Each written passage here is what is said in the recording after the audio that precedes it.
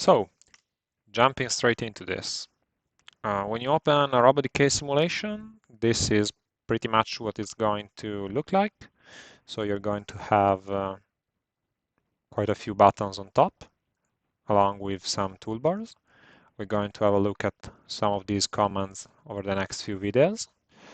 While in front of you, you will have all the models, robots, tables, whatever you created, imported to make the simulation.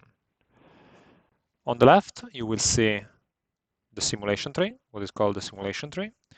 This is basically a hierarchical data structure that contains all that is within the simulation.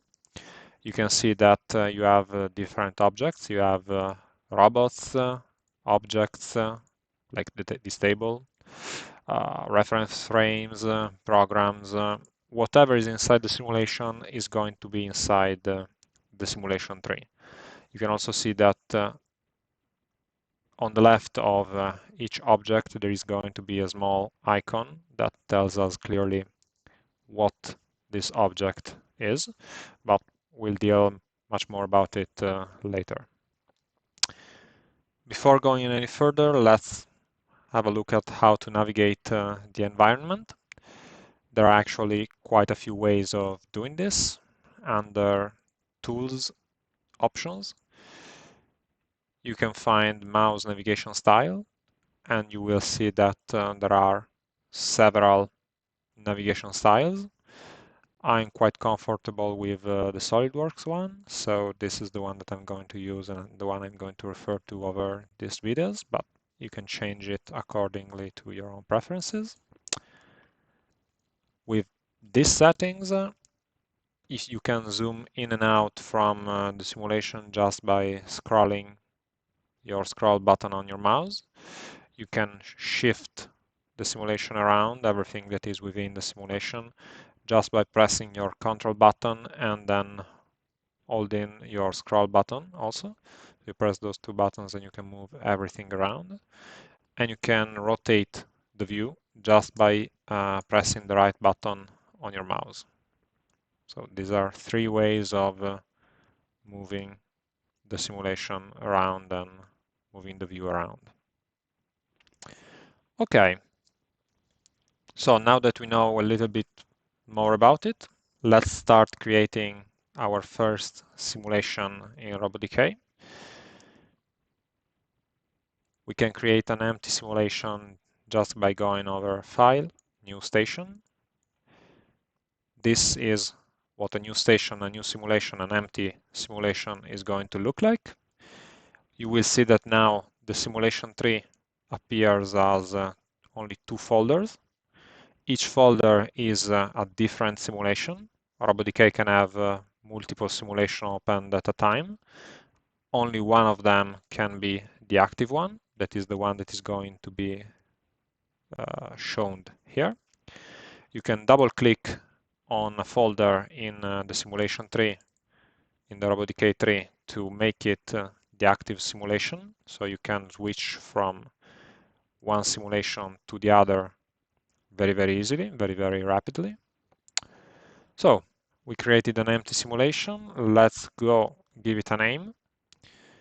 Under File, Save Station As, we can save the active simulation. We can save the active simulation, just for example, let's give it a name. I can make it, yes. My new simulation, and you will see that the name that we gave it is going to appear here in the RoboDK tree. Now that it has a name, let's have a look at a first way of importing objects, okay, models, whatever you may need to run to create your simulations. There are actually different ways of creating and importing models. The first, the very simplest one, is from the online library. Here, under the world icon, or here under File, Open Online Library, you can open a web page that is going to bring you to the RoboDK site where you can find all the available models that are ready to be downloaded and imported in RoboDK. Of course, RoboDK can import a lot of other things that are not within this online library, but these are ready to use and fairly nice looking. So if what you're looking for is already available, it's very convenient to use the online library. Inside this library, you will see that there are several hundreds robots and a lot of other objects already available. Of course, most of these objects are not going to be of interest to us, as they are not your robots. Here on top, there are a few filters that you can activate.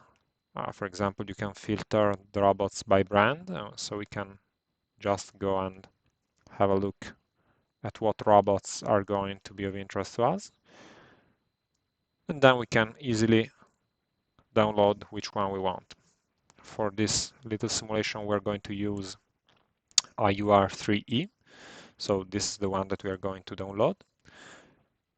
Once we've downloaded our model, we can find it in our computer. Here it is. Then we just have to simply drag and drop it, and it will be automatically added to our simulation tree. Okay, you can see that now you have a reference frame, the UR3E base, and a robot, the UR3E. This is a very easy and simple way of importing stuff into your simulation. For the next few videos, we're going to have a look at what instead we have to do if we have to create it because it's not already available, or if it's a customer that has given us a CAD file and we have to use it. But this is a very simple way of doing it.